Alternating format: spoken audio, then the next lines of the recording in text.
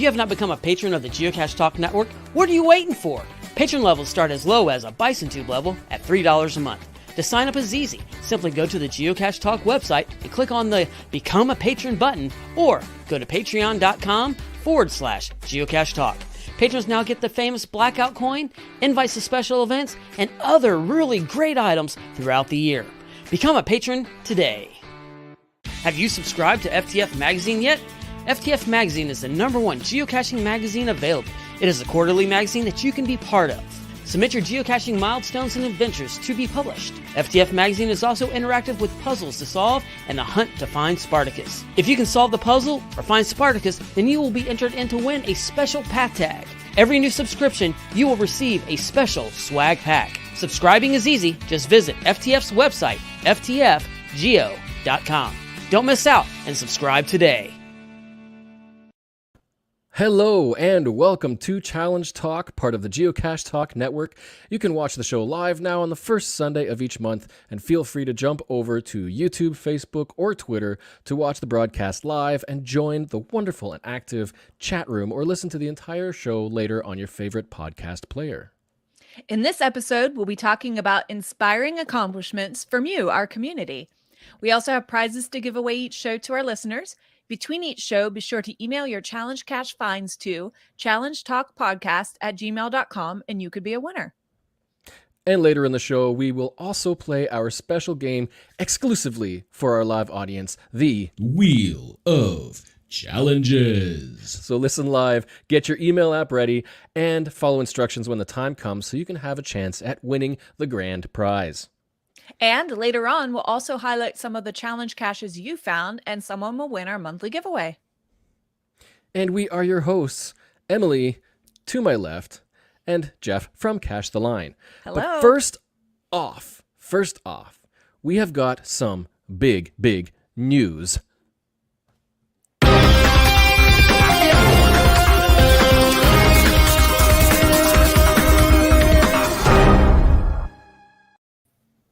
Oh, here we are.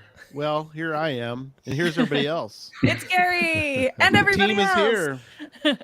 You're probably guessing, but we are going to spill some beans, or I'm going to spill some beans tonight. So, Oh no, Gary just spilled the beans.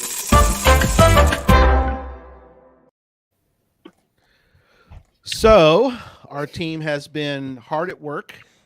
We've had a lot of people ask about Cache Fest 2023, and we appreciate everyone who has been asking about that. And our team has been diligently working on that. And so tonight, we are here to announce that Cache Fest Memphis is going to happen in 2023. Woo! Yeah! But when is it? It is going to be July 15th, and it's going to be back in Memphis for another year. Don't ask us about 2024, because I don't think anybody ever knows about the year after. But we are excited. The GC will go live here in about a minute. No. Rephrase that. The GC is live right now. Live. Woo, yay! And the GC is GC9ZEFF. GC9 zipping everywhere, finding favorites. That's what we came up with, right? That's what it was. Yeah. Yes. Zipping everywhere, finding favorites. And it is live, so go on there and log your Willetins. Log your Willetins, yes.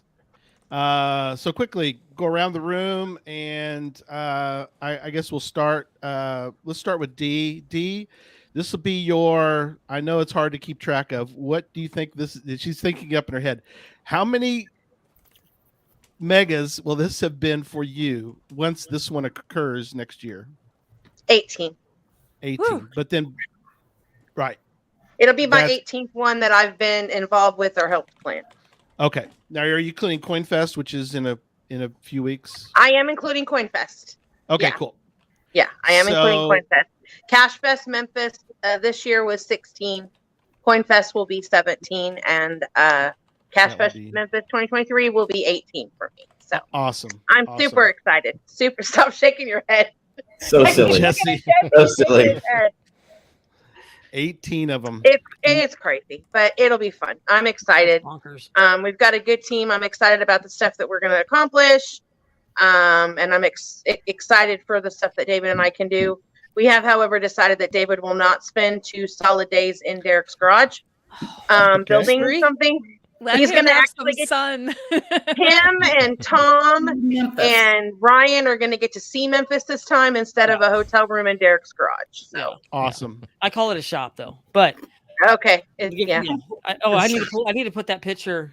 I need to pull the no. Hold on, I'll pull it up on my phone for later. While you're doing that, Derek, can you kind of let people know about the general theme that we've come up with for Okay, so the Cash Fest general Memphis? theme, and I'm going to go back to kind of our picture here. So as you Yep. look at the picture here, of course, it's in Memphis, so we got the Memphis skyline. Mhm. Then you have a river and a riverboat. So the general theme is going to be, it's going to be a river theme. So that can be something with a riverboat. That could be something, I don't know, I've thought of Huck Finn. There's been a lot of different river theme ideas that we've had through it, but it's going to be a river theme this year. Last year we did music, and so this coming year is going to be the riverboat theme aspect of it, and I think it's going to be a lot of fun. I really do, and I'm looking excited. We've got some crazy ideas of some things that we might be able to do, so I think it's going to be a lot of fun. That's gonna be awesome. And Chad, we're far as I know, we're playing another awesome Gadget Academy. Is that Yes, correct? another Gadget Academy. Already have the kit planned out. Oh, Cool. awesome. Gadget Academy. So it'll be fun. We're going to have a great time. And of course, hopefully, it'll be as busy as next year, hopefully busier. Although we might need more than 3 sections. Yeah. Well, something we did learn, and really, I can't say enough, and I don't have enough time tonight because we want to get Challenge Talk get going. How awesome! Go ahead. I want to say congratulations to Butterfly Girl, be the first to add their Williton. Yeah. No, hold on. Sorry, FTA? I'm wrong on that. Sorry. Fatwa. No, he's First down will there. attend. Memphis. Oh, got it. Jesse did it. Jesse's. The last person that just logged it was Butterfly Girl. Oh, okay. First So- will attend. Awesome. Then Cash Addict Mel went Memphis, Cash Addict Mel, Little Miss Sunshine, the Twonky. Yep. The Twonky. Oh man, we got Oh, celebrities that'd be coming. great. Yeah. Nice. Jam 6100, Dang. GSM times 2. And I mean, of course, some of Awesome. us haven't logged I it saw yet him in the because chat we're room. sitting here, but Log! yeah, so get that log, Williton. What else is it? Go ahead, Julia. Sorry. I logged it. I know you did. Yay, Julia. I'll log it here shortly. But some of this was one of my big accomplishments this week. A lot of people have been wondering what happened to the really cool log book that we had last year. Oh yeah, show the photo. Well, yeah. Let's get it to focus. There it is. It's mounted up on my wall. I got to clean up the wood on the other end, but it is up in my wall in my shop. Got the guitar. Wow. That was That's awesome. That was intense. Got a couple extra bruises from that one because it almost fell a few times as we're trying to get it up there. It took all 4 of us to get it there. Oopsie. So we want to again get out of the way of Challenge Talk. I do want to mention that we have learned a lot. We're going to keep the things that went well. We'll fix the things that didn't go as well. And I think that we have a lot of already some great ideas. If you came last year, I would strongly suggest you come again because I think that this year's will be different enough that you're going to be excited. And also there'll be things that you might have missed last time. There's going to be new things, but there's also the cool things that we did will be back. Yeah. So that's, I think, a big positive for us Right. is that the things that went well, I think we're going to be able to repeat. And, from there, I don't know. Anybody else have some final comments? We will Good, be Jesse. working with locals to Yep, that's add what I a was gonna bunch say. of more caches to the area. Derek being one of the locals now. So there'll be even if you did everything last year and you do everything this year, there'll still be tons more caches to do. but we're working with locals now that we've been there once. We can work with everybody and add a bunch new to the environment there. So and refreshing the puzzles and stuff that's here. Yeah, that's something Yeah. that we're going to be working with quite a bit. And work on that impossible county challenge that Derek put out. Oh yeah, that one. How many caches in your county? Find 100. Oh, and there's plenty, and most of them are puzzles in this area. So, and if you're a plan aheader like I am, I would say within the next 3 weeks we will have a host hotel posted, so that you can get in and get that host hotel book, so that you're good to rock and roll and can be where all the cool people are staying. Right, and we are going to have. You can go on. We don't have our packages up yet, but we will have another pre-event coin. We're finalizing the designs of it right now, so there will be a pre-event coin. That'd be awesome. So you can also go to cachefest.com, same website that we had last year. It's already updated, so you can go ahead and see that there is a free registration on there, but that's just for our notes and stuff like that for us to be able to submit. But it's already there. And that's at cachefest.com. You can go there as well. Yep. Thanks so much, guys, for being on. And thanks, Challenge Talk, for letting us invade your space for tonight. Have a great show, guys. Hold on. We got to do this one more time. We don't get to play this enough, but hold on. We got to do it one more time. Oh, no. Gary just spilled the beans. Good night. Bye. Have a good show. Bye, y'all. Whoops. And that was all of the news. Well, at least this particular piece of news. That was huge news. Great to see that Cache Fest is coming back again next year. Yeah, that was a fabulous event. And, I'm in the camp of I can definitely visit again and have plenty more to do and have some exciting things to redo that I really enjoyed in Memphis. Yeah, absolutely. And on that note, how has your month been? Because it's been one heck of a summer with all this stuff. It has been. And, we'll talk about, of course, later. It's kind of led us to what we're doing tonight. It was another mega month. I'm kind of enjoying going to a mega every month. I could get used to this. So, yeah, I enjoyed our going to the HQ celebration. I couldn't make it to Woodstock, but the celebration was a fabulous event. It was so unique to see so many people from different places that you only see at these giant events. It was also unique to not run into people that I knew were there, and I didn't get to see them at all, but it really just was really encouraging to be a part of the bigger community. I think we can all agree that the geocaching community is so valuable. It's part of what makes this game so much fun. So yeah, the HQ celebration was huge. Yeah, and it was even huger because of the timing. For one, it was the anniversary, and it was right around Geo Woodstock, and they were about an hour or two away from each other. Just everybody from all over the world coming to either one or the other or both. It was just huge. Right. Yeah. So that was a big part of the month. And then also I got a challenge cache all but hidden. So did all the legwork, the cache page, the challenge checker, the checking for people in my area. That one seems to be the hardest part. I have a big idea. Is it too big? Can I do this challenge? So I have all the legwork. Now I just need to go hide a cache and make it my challenge cache. Yeah. And I still remember the episode where we were going through placing your first challenge cache. Right. So unfortunately, it's taken this long to get my second one. Life is busy, though. We did a lot for Cache Fest to get ready for that.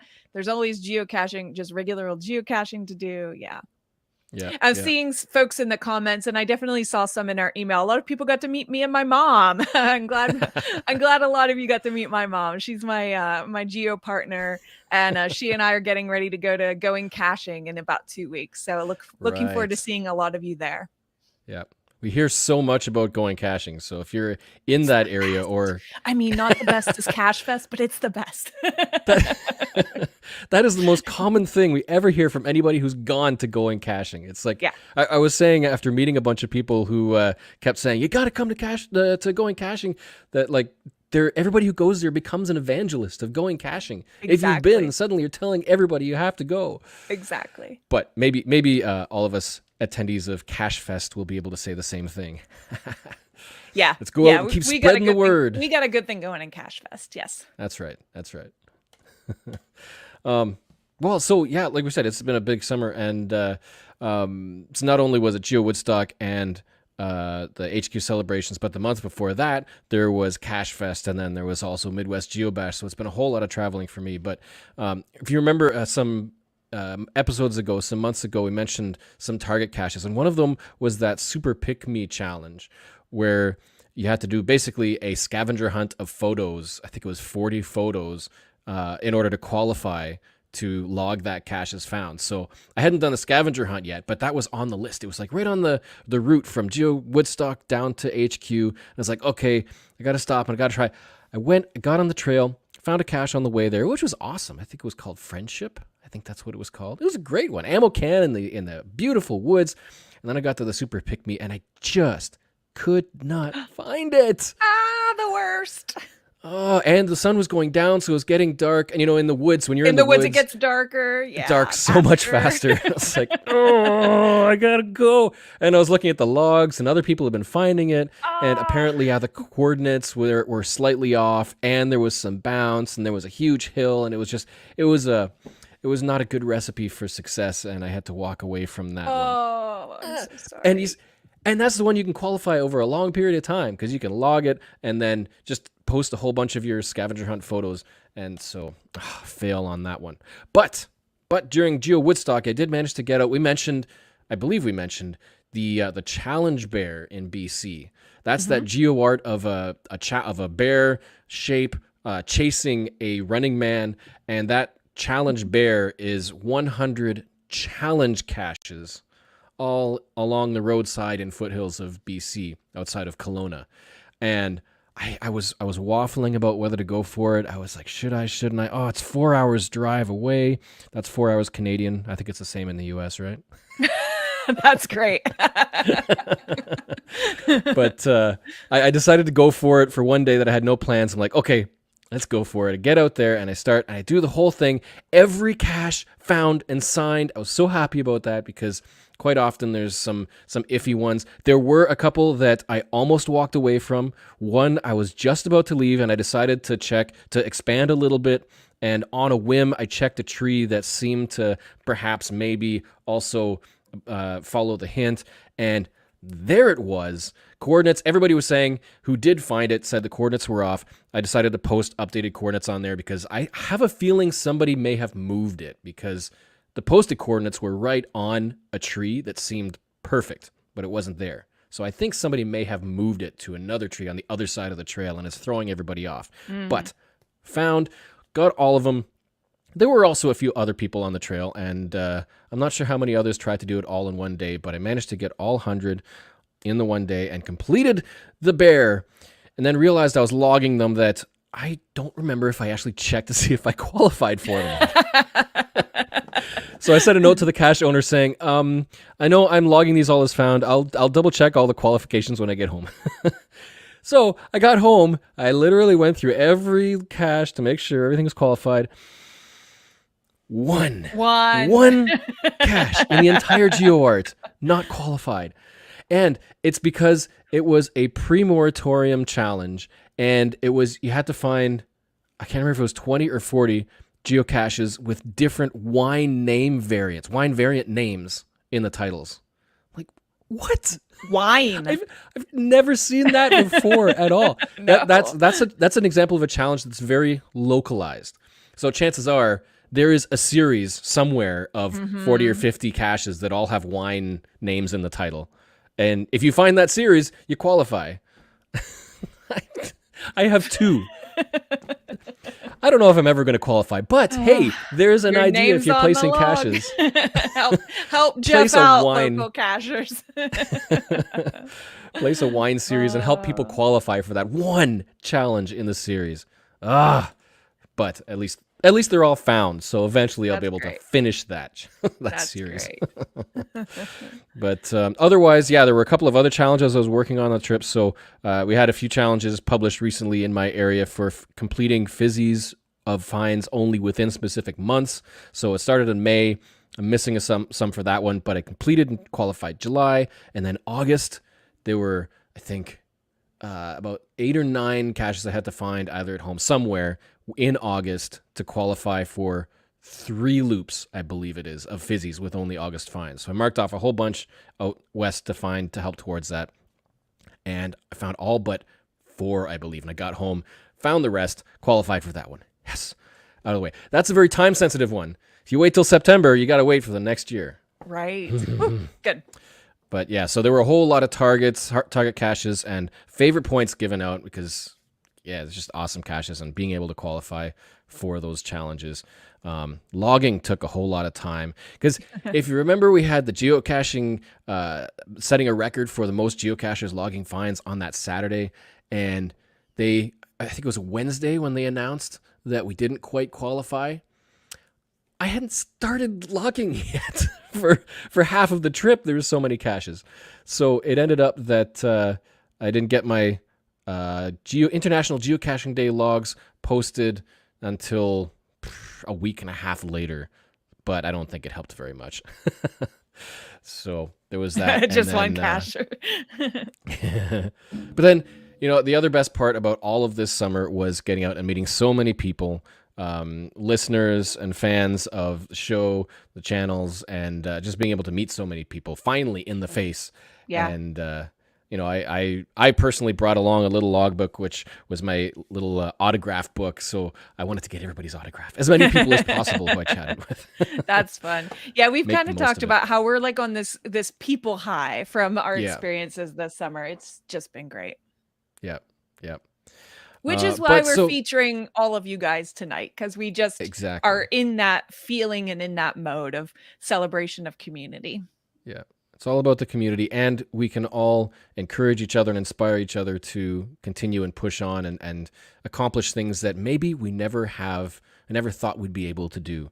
We talk about geocaching, and we say that it took me to this place I never would have discovered if it wasn't for geocaching. It's the same thing with the community. I never would have thought of accomplishing the sorts of things that we accomplish if it weren't for the prompting of either caches or cache owners or friends and community saying, hey, I managed to do this, or, oh, this was so awesome. Let's go out and do that. So, that's what this is all about, that community and the connection and the encouragement and inspiration. Yeah.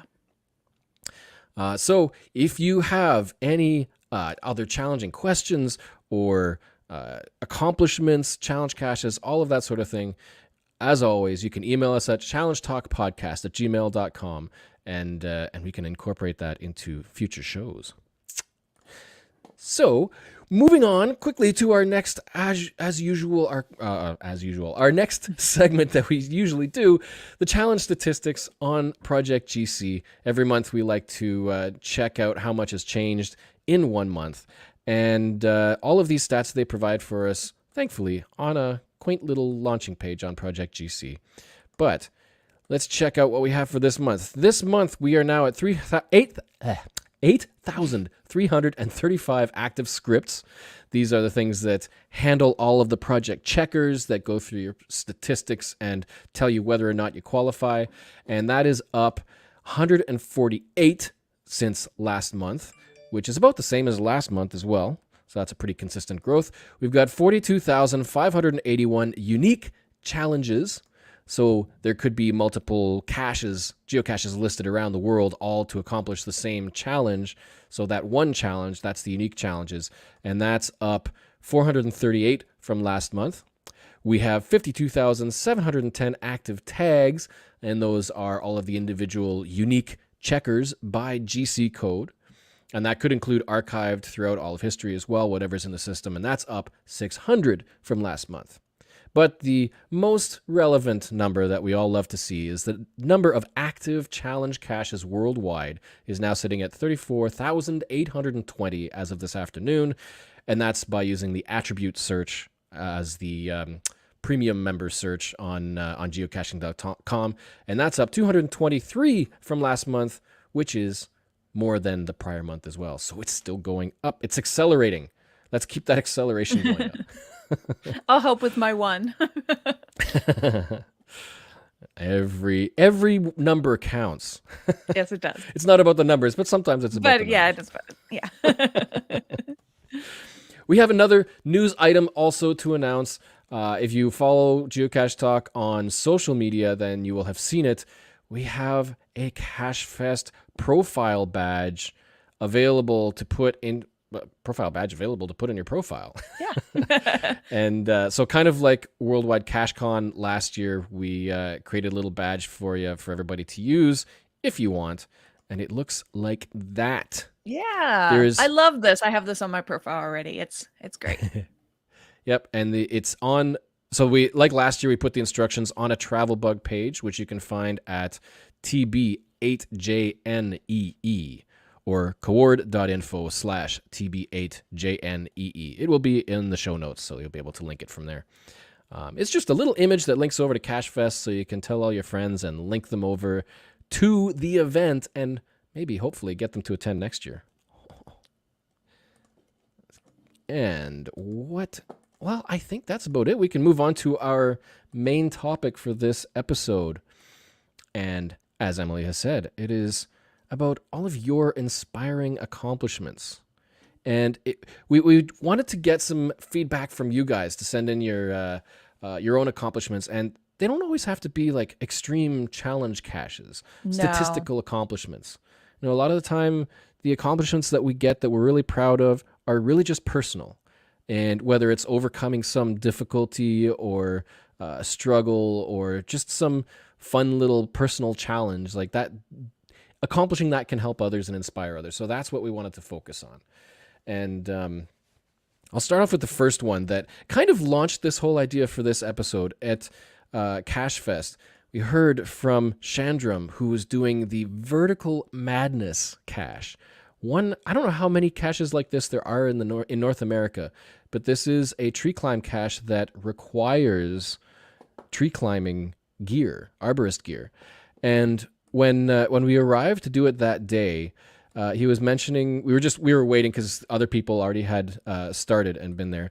And when we arrived, there was a woman who was just on her way back down, and he was telling us this story about her because for this tree climb, she had come to attempt it the last over a year ago, I believe it was, and she had to log a DNF because she wasn't able to get up all the way. It's a lot of effort to do this climb because you're basically lifting yourself up. I think it was 80 feet, somewhere around there, really, really high, and it's a lot of work for anybody. Jesse can even attest to that.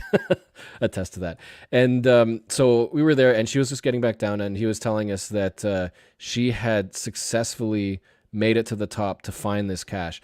And she has in her log, it's NC Biscuit, and she says, DNF avenged. Today I avenged my most favorite DNF.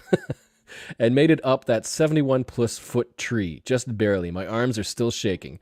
When I knew I'd be in town for Cache Fest, I contacted the CEO to see whether he'd have the necessary equipment and expertise available. He was awesome to make a few days available this week to get up that tree, to get us up that tree. I arrived first, so I got to suit up first. The first 1/3 was fairly easy. The second 1/3 about killed me, and I wanted to cry, but I got a 15th wind when I could just about touch that bleeping ammo can. But I finally made it due to tenacity and all the patient and kind folks on the ground who were cheering me on. My name is on the log, but due to adrenaline and tiredness, my penmanship is crap. So my Geo pal Mary says I never have to do that again. Thanks, I'm so happy, TFTC. So huge congrats to NCI beautiful. Biscuit. And inspiring, of course, knowing that you can go back. You can work towards what you need to meet your challenges and make things happen. We talk about avenging DNFs all the time. But it's one thing just to find something you couldn't find, but to know that there was something that beat you and then go back and beat it the next time. Like that's another level of DNF avenging. Yes, that's great. There was another one that I spotted in the Project GC group in response to our question about any accomplishments. And this one I thought was just kind of fun. It's more a thing for number files. If you spot it in time, kind of like watching your fuel mileage in your car tick over that full round number, 100,000 on the nose. You could be in the middle of the highway, but you got to get a picture of that number. And so over in the Project GC group, Tim Matthews Matthews shared the photo of his stats there. He just spotted this today. 22 countries cashed in, and 22,222 of these in my home country. Nice stat for 2022. That's beautiful. It's a whole lot of twos. Sometimes it's about the numbers. Yes, that's a fun one to celebrate. Very good. We heard from the Great Gornies, who said, my wife is visually impaired, almost blind, and she still joins us for most all of our adventures. So that's great that she can keep on adventuring with you guys in this way. Yeah, and that's kind of an example of one physical hurdle, I guess you could say, to overcome, and why geocaching is so great, because you could potentially be doing it alone, but even just being able to do it with other people to help you with whatever that difficulty may be, to be able to still enjoy the hobby. It's accessible to everybody. It's not just about that wheelchair icon. Right. There's all kinds of accessibility. Similarly, we had Patricia Bell, or Double Helix. She responded at one point, I broke my arm back in March and wasn't able to do much caching while it healed. I now have some extra metal in me, and I'm still doing physio, but I'm proud to say that I managed to find 100 caches last month. And look at that. That X-ray of the metal in her bones. I don't even want to. I've never broken a bone. I don't know what it feels like, but it just I can't even think about it. Well done. Keep on trekking. Oh, that's great. And from our very own Tom from Puzzle Talk, he said the day after HQ event in August, I got my last current attribute. I still need Cactus, which is only available at one cache, and that's the Ice Age Vista cache, I guess. Yes. So Tom is referring to, like many of us who went to Seattle, we went to the Museum of Flight to get the what was it called? Something Academy, Space Flight Academy, I think it was. Space Flight Academy, the Adventure Lab, and the bonus cache, which had that partnership attribute, the elusive partnership attribute. So Tom was celebrating being able to get that attribute and needing just this one more. I'm going to add one little correction there. Yes. He said the Cactus attribute. Well, Tom said partnership attribute. No, Tom got the partnership, and now he needs a Cactus attribute, which is on this Ice Age Vista cache. Yes. That's right. So he managed to get that one. The Ice Age Vista cache is GC684. And the partnership attribute, like you mentioned, that one, the partnership attribute is very rare. Yes. There are only a few that have it. The Cactus attribute, only one cache has it, and that's Ice Age Vista. And it is in Wisconsin, in the Jefferson County.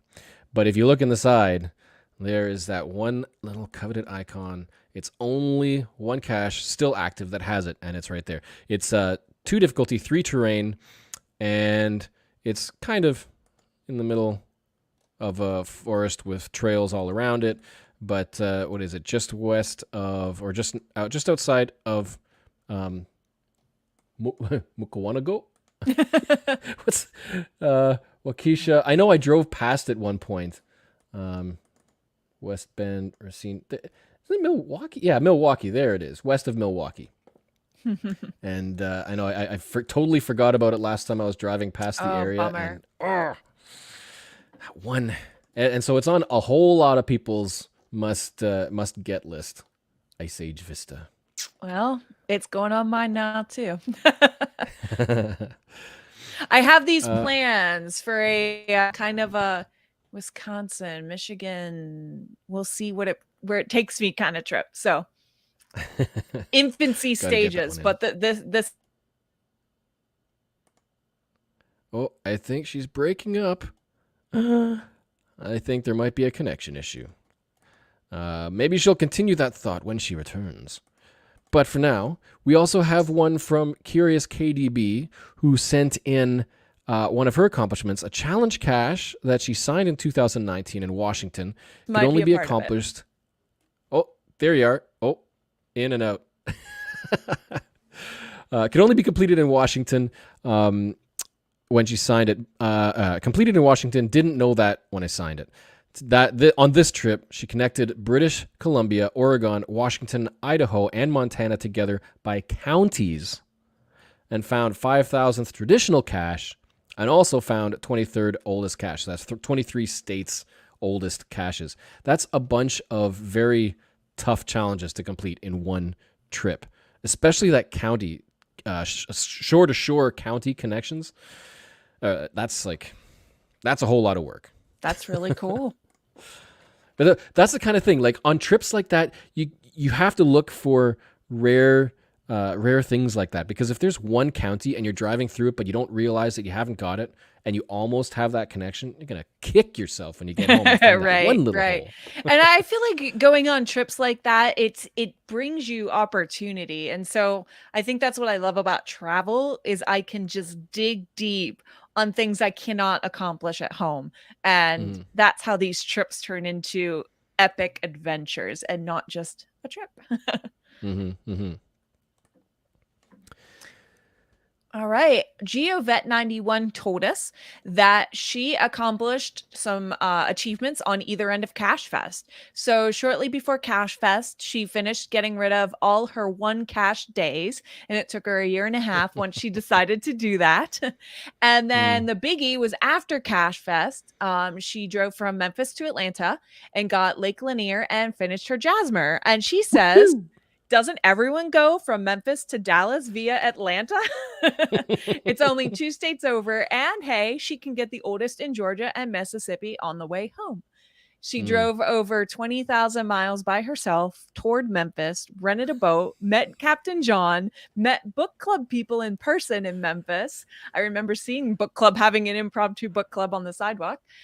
Made 2 friends and saw other friends. Made new friends and saw other friends. And she had a wonderful week.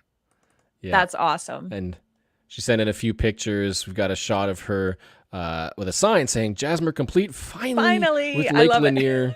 Lake Lanier is a good cache too. That's a nice hike to get to that one. Fun one, not too hard.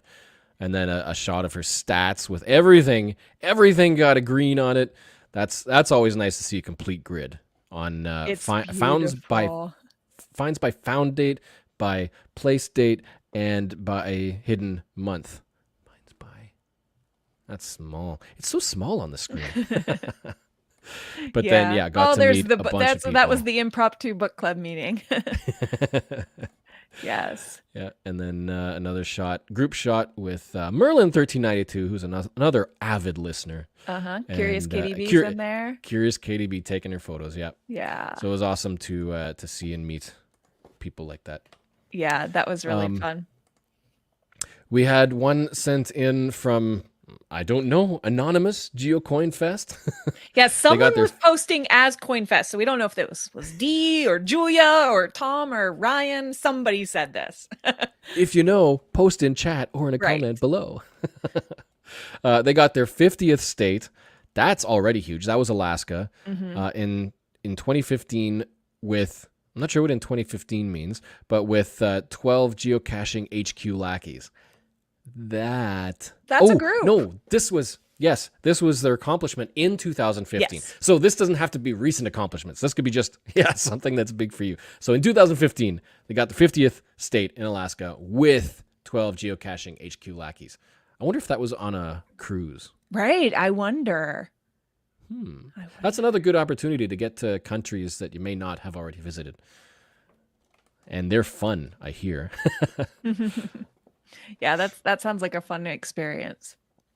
From Zippertiff, we heard that finishing the Washington County Challenge.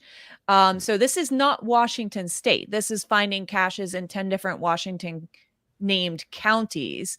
And so here's her log for on the cache page about how she went about doing that. She says, I recently went on a road trip to move my Muggle daughter from Texas to New York for a temporary travel nursing assignment. She's very tolerant of my geocaching addiction, and I was able to find caches in 35 new counties along the route. I mentioned to her that I had recently signed this challenge log and that I was excited to have added 2 Washington counties during the trip, bringing my total to 9.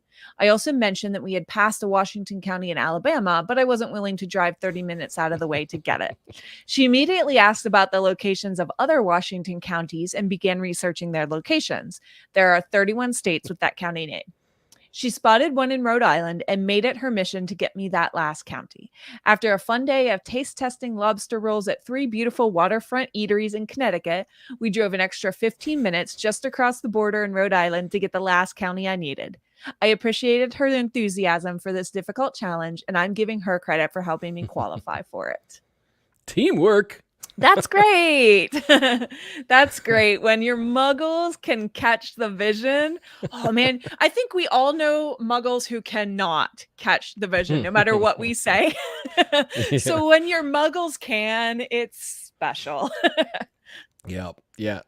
And the road trip, like just imagine all the stops that they made doing that whole road trip. Like, yeah. So much more value than just getting those caches. And, road trips can be really fun because even if you haven't planned a geocaching stop, you can look at something that's coming and you're like, okay, I know there's going to be a cache there, and most of the time you're right.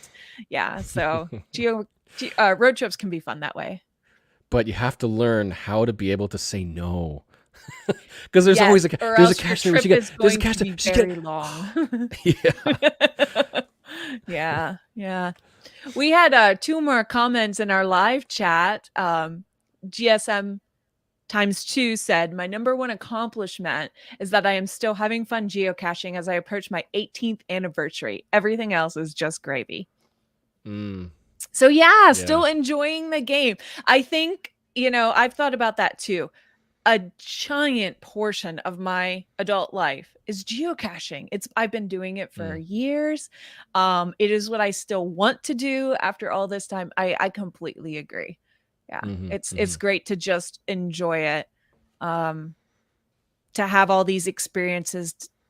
I'll talk a little bit more about what's inspiring to me. And to still be doing it is a great thing. Yeah.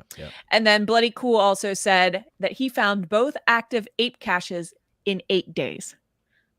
That's cool. So Brazil to Washington or vice versa.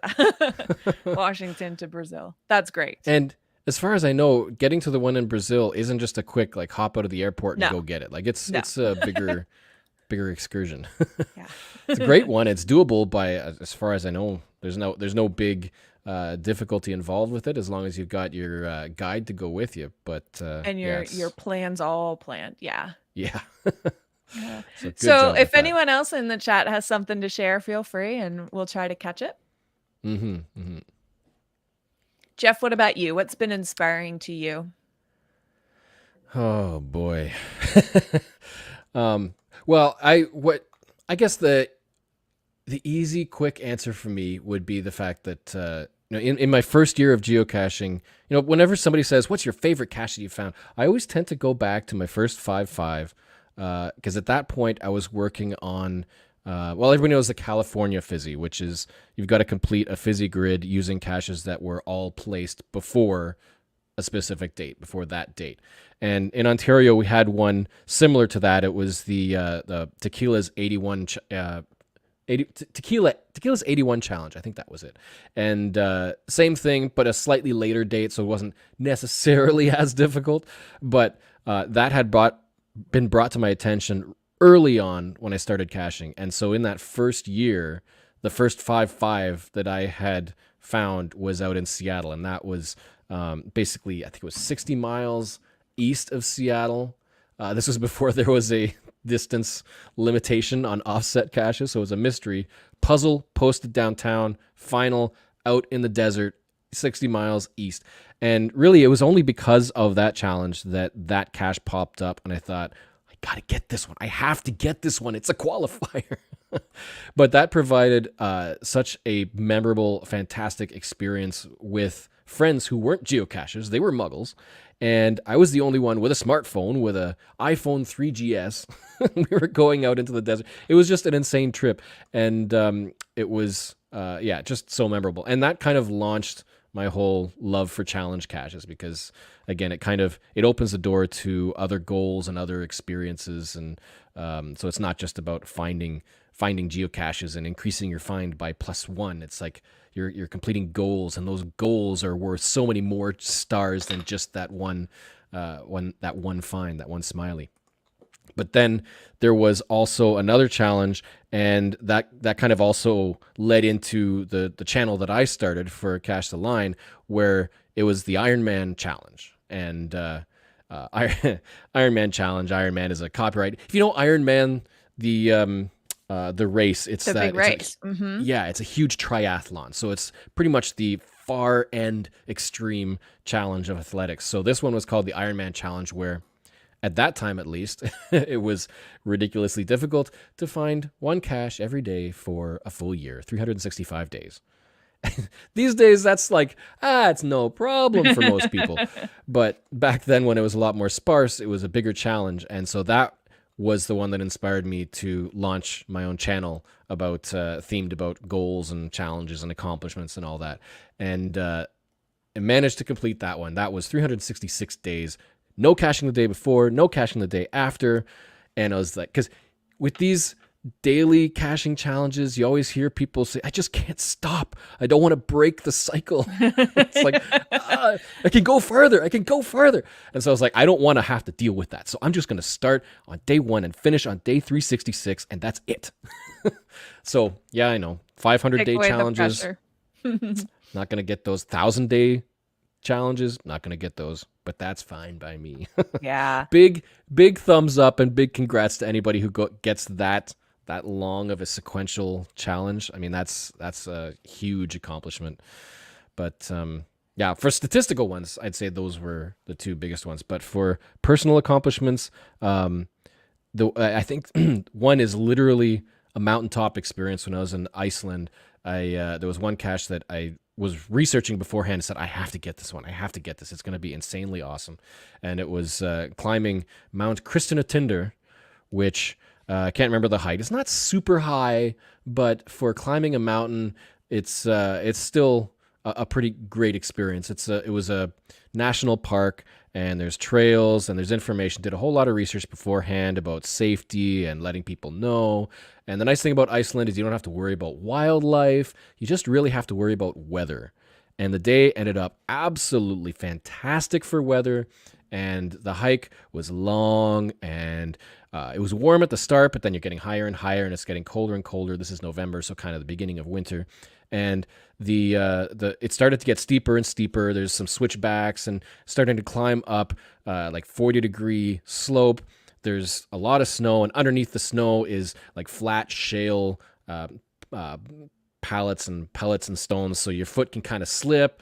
And so it's a little more than just taking steps up a hill. You're actually kind of sneaking up the side of the mountain, trying to follow the trail, which is under snow.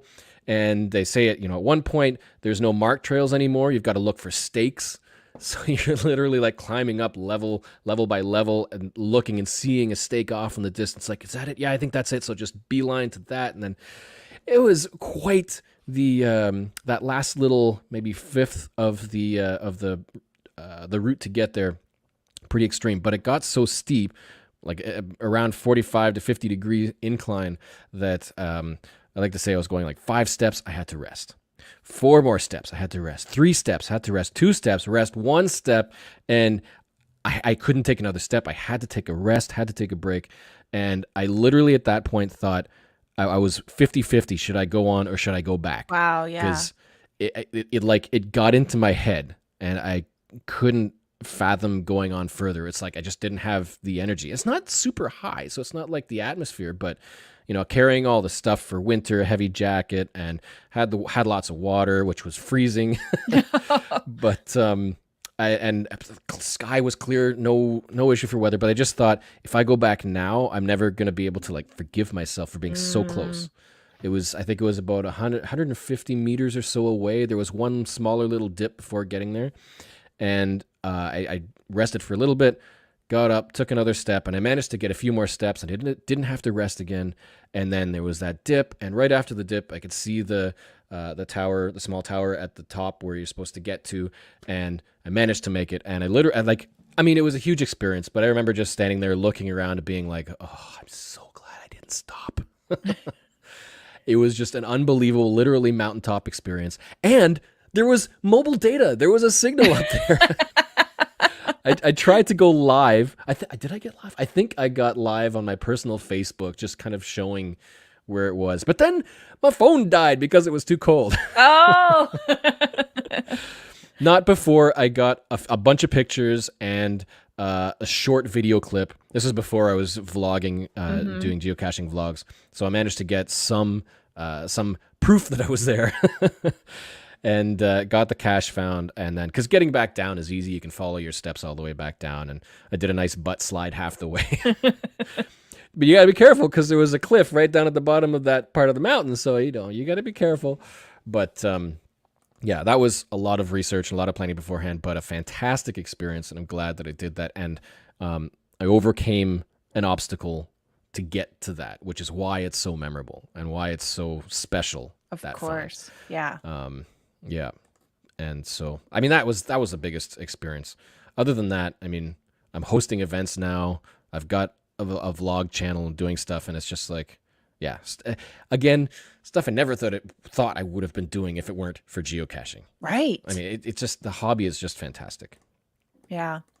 Yeah. And, when you say thinking about any given experience, I have a hard time making it a specific experience. I can remember exactly, I don't know where I was, I can't tell you, but I can remember my surroundings and the hike I was on when I first realized there's a challenge cache, and I bet you I qualify for that, so I vividly remember that first challenge. But then beyond that, it's that conglomerate of various trips. Everyone knows I loved my quest to visit all 50 states for geocaching, and then other trips to fill in my Jasmer chart, my difficulty terrain chart. Most of the difficulty terrains were local, but still it took me to places that when I say local, I mean within several hours or so, but it took me to a place that I might not have prioritized going to right away. And then so I'm getting to popular geocaching destinations because everyone's heading to these places, but these destinations are legendary because of the either for what they offer for geocaching or in and of themselves. They're such unique spots. So then, of course, through doing all these quests, I'm meeting people either from getting help for the trip or at the destination. And so it's just building that camaraderie, this community of, we have the camaraderie of achievements and the camaraderie of experiences.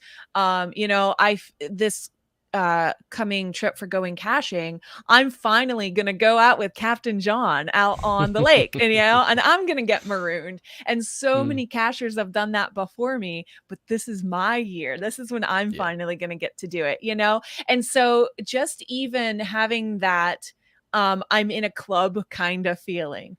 In Oregon for the the Delorme Challenge, there's this weird page 88 thing happening, and it's like just this sliver of Oregon, and page 88 is kind of famous for that reason, and there's so few caches, and so there's this little country store, and it's at the end of the road, kind of, not really.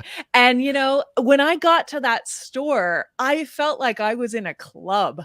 I found the cache at the store that everybody has to go to get page 88, So it's it's, to me, that's what I love. That's what's inspiring to me, putting these minor destinations and into my experiences, because they're more than minor to us as geocachers, and I love it.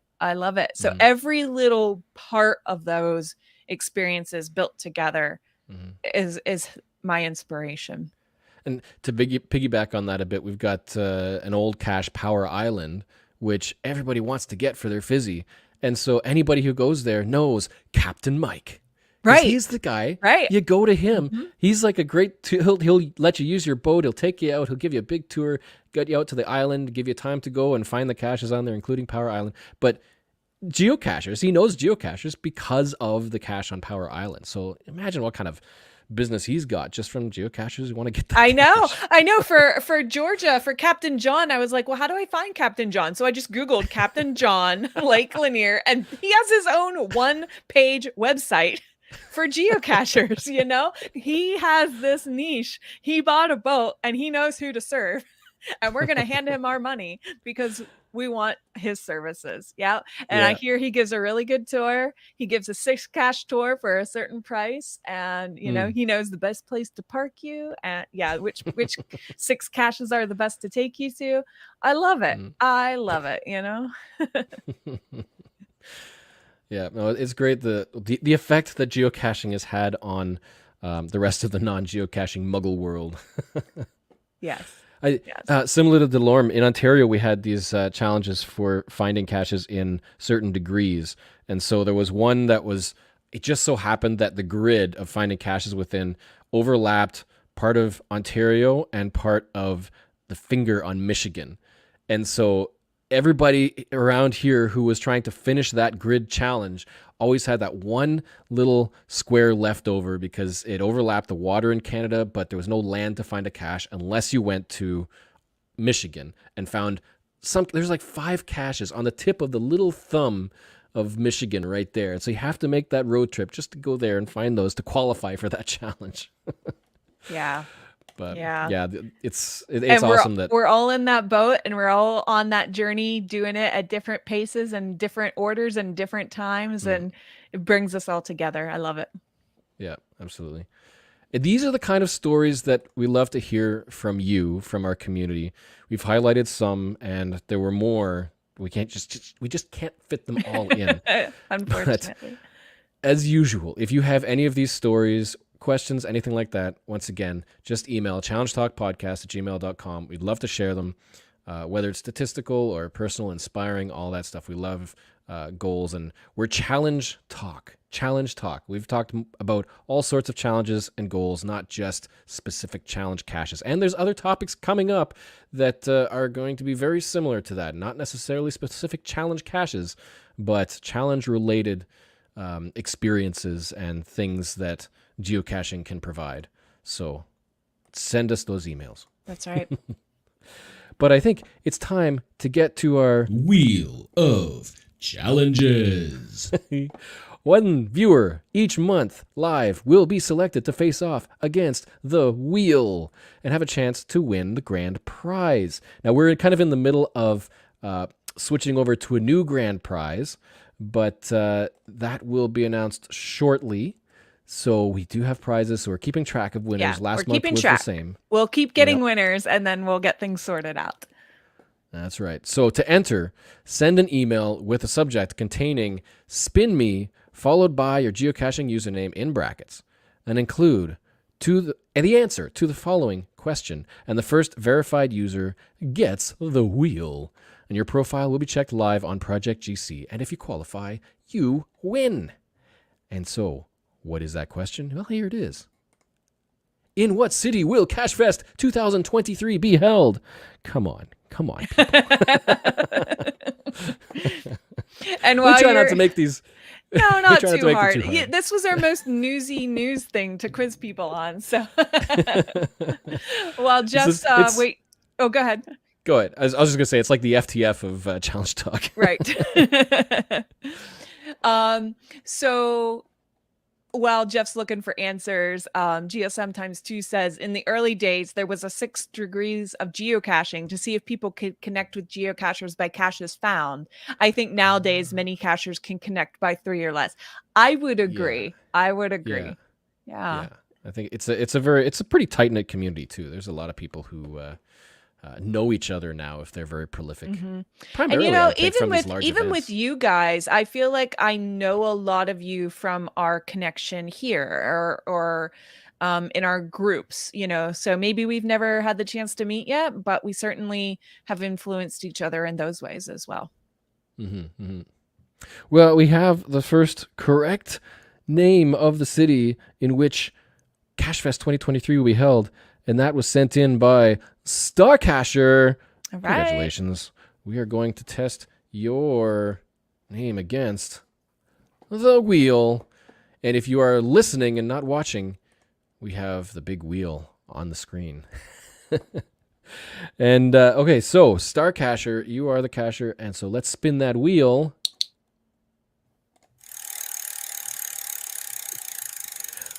How's the time? Oh, we have landed on a five-star difficulty. We have this one. this one has popped up before. Oh, GC9119D. It is the 31 dates of tree climbs. So if we load that in and take a look at it again, he already knows the answer. He says nope. This Sorry, one Jim. is in Ontario. It's a 5 difficulty, 4.5 stars, and it was published in 2020.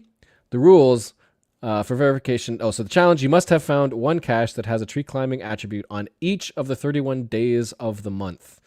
They do not have to be in the same month, and these 31 caches can also have been found in a different county. So they can be basically anywhere, but you have to have filled. If you were to look at the grid of dates for the year, one cache for each column 1 to 31. That's pretty much an easy way to explain it. So, Yes. for technicalities, because he already knows the answer, let's load up the checker into Project GC. And Star Cacher, that's how it's spelled. And run that checker. We have a fail. But we're at 13 out of 31 so far. So you're almost halfway. But it was close. Good shot. Just got to find some more people who climbs or go out with a group who who love to climb trees. Or beg your friends to hide tree climb caches. That's my situation. or find caches that are low terrains with the tree climb attribute. Those are very easy. Sometimes, and here's the thing, because this can be very subjective, the terrain rating for tree climbs. I found some terrain climbs maybe 2 steps off the ground. Caches that find tree climbs very difficult, and they're placing caches. You might some other some easy to find higher tree climb. But, unfortunately, that was a fail. So maybe you'll get it in the future. Yep. We can move on to our monthly challenges, highlighting some of your accomplishments, of your challenge caches that you found this month. And so if we are looking, let's see what we've got here. We've got a few, but we are running past an hour now, so let's see if we can pick out a couple. Let's go with actually, you choose, Emily. I need to review some of these. Well, I was going to say, and I saw Neil Moore told us that he finished his Michigan County Challenge. I saw his post on social media. He was very excited about that. And that's finding at least one cache in each of Michigan's 83 counties. He said a last minute trip to the Upper Peninsula with his wife and son gave him the opportunity to finally complete the challenge by finding caches in the last 2 counties that he needed, and it was a great weekend. So I was excited for him to it's always great to finish off a whole state. You know, sometimes it takes us longer than we wish. Yeah, I know. I've only grabbed a couple of counties in Michigan, but I think every state, that'd be a good stat to find out if every state has a county challenge within it. Oh, I'm sure. sure. I would think there's got to be. I would be surprised if there wasn't. Yeah, this one was GC2YNEB, and it was placed by Team Carlson in 2011. And looking at the webpage, it's pre-moratorium. And this time I've got my browser add-ons correct. So the Project GC Checker add-on will show if there is a checker associated with that GC code for those pre-moratorium challenges. It will show it in the sidebar. And so that's a very, very handy add-on. That is also linked in all of the Challenge Talk show notes. So you can find that link there, or just go to Project GC and find it from the menu. Yeah. So yeah, we are running out of time, but it was neat to hear from a lot of our submissions to say that their big trip to the Pacific Northwest contributed to their accomplishments. Southern Grits told us that she met the Geo Woodstock Challenge, states, province, and regions veteran version of this challenge. So this is GC7G772. It's finding caches in 40 different states, provinces, or regions. She originally signed the log back during the Giga Geo Woodstock in Cincinnati, but had to write a note as she didn't qualify. But then during the first Giga in Canada, she qualified and was able to log her find it. So Nice. I thought that was pretty cool to have Geo Woodstocks on each end of that challenge for her. Yeah, that's a nice little punctuation. I love it when things work out like that. I also like love when it. these challenges are regions, so different states, provinces, or regions. That's much more accessible. That's thoughtful. Right, accessible. Yes. So remember to enter for next month. Send in your email before next month's show of what your challenge accomplishments are. And for this month's winner, it is Southern Grits. Congratulations. Woohoo! Congrats. And once again, we'll be in touch to get you your prize. Work as out soon as that we new get prize them that we're ready. working out. We promise. Because we're out of geocoins. Those things were awesome, and they're all gone. There might be new coins. I don't know. We'll see. I'll have to see what happens. We'll see. So those are those are our two big giveaways. Those are little contests that we do. But I just want to give one more little highlight to the Iron Bingo Challenge. This is the challenge that I've been running for a while, and I'm giving away prizes to people who complete the challenge. And this challenge is a bingo grid of basically consecutive caching days of different attributes of caching. So like that center grid is 100 consecutive days of any finds, but then there could be, say, 20 days of each day having at least one DT11 cache, 20 days of that, or 3 days of caches with UV light required.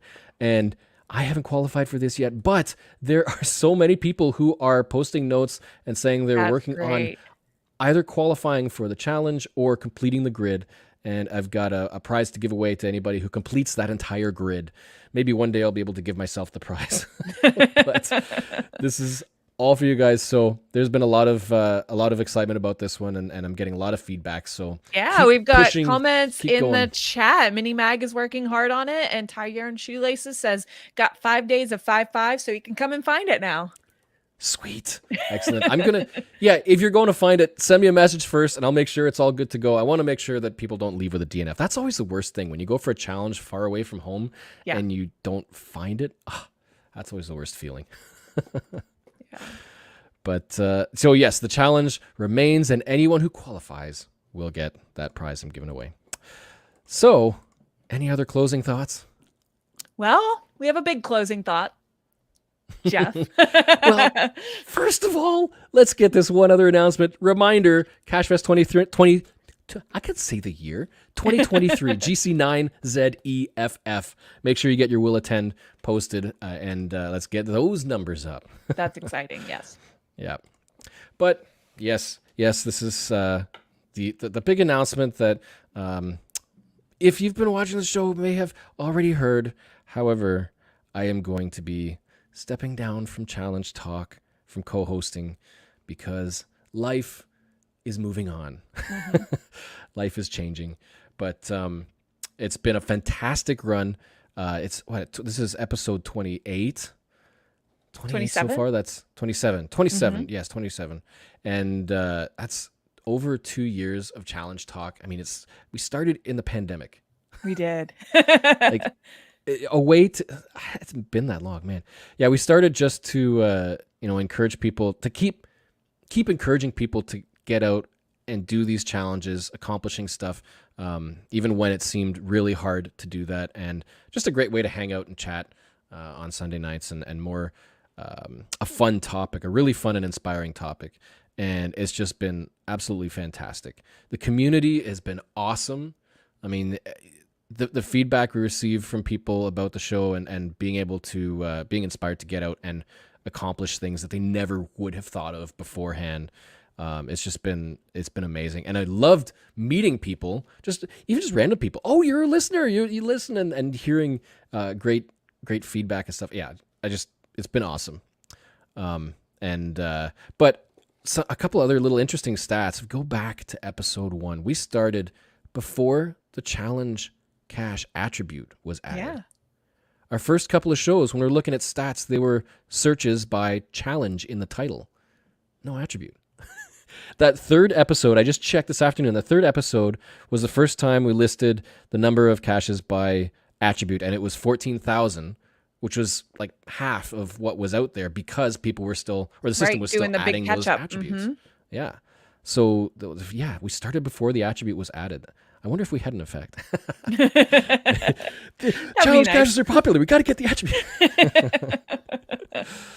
But going back to those stats from that first episode, in those 27 episodes since we started, the number of active challenge scripts on Project GC almost doubled. It was 4,836, and there are now another 3,499 since then. So in 2 years, they almost doubled the scripts for Project GC Checkers. We've got 10,385 unique challenges. When it started, it was 32,196. So that's about a 25%? No, 33% increase, something like that, over 2 years. And then active tags. So those unique checkers, we've had 14,180, where the first episode, it was 35,530. So that's another almost over a third, 33%. So these last 2 years have been fantastically active. There have been almost 6,000 new active challenge caches since day one. 6,000. There's almost 29,000. So that first search had about 29,000 active caches by challenge in the title, and now we've got another 6,000 by attribute since then. It's just fantastic seeing how much challenge caches have come just in 2 years since the pandemic. I can't get over that. Since the pandemic. That's really cool. Oh my gosh. But so. Well, thank you very much for everything you've contributed to the show. You know, when I came on, Geoff had most of the show laid out. That I just came in and started being a part of it. Even though it was from day one, Geoff did a lot more, and we'll definitely miss you. And with change comes, change. We'll see what happens. Mm-hmm. We'll figure out our new normal together and stick with us. You guys are why we do this, and you guys are inspiring, as we've talked about all night. So, but Geoff, thank you for the inspiration you've given all of us. And Emily, you've been a great co-host as well. We've been able to work well together. I think that was awesome in and of itselp. I know. Think about it. It took us 24 of those months until we met each other in person. Blame the pandemic again. Yeah, no, it's been great all around. And I have no doubt that the show will still be able to carry on and be as strong as ever. I know Jesse is also a huge challenge cache fan. And he'll be helping out for a while during whatever transition has to happen. But it's been fun. It's been great, and I love seeing the fact that you're now getting your challenge caches published as well. I know. I'm gonna try to be better than one a year. What else is there to say? I don't think there's much else to say. I'm not going. I'm still me. I'm still where I'm at. So I'll still be around. I still hope and expect to be able to participate and send in stuff. But life is moving on. There's new people in my life and a little more dedication to specific things. And so that's priorities. It's all about priorities. Absolutely. And people. Just like the community, it's all about the people. Mm-hmm. That's right. But another reminder, the next show, as usual, is going to be the first Sunday of October 2nd. Or as it says in our notes, October tooth. There you go. The show notes will be posted in the show after the show airs in the video description, so you can watch for that. And as always, thanks for watching and listening. It's been a hard choice, but a great 2 years. So remember, it's not about the numbers. It's about the challenge. Challenge Challenge accepted. accepted. Good night. Good night.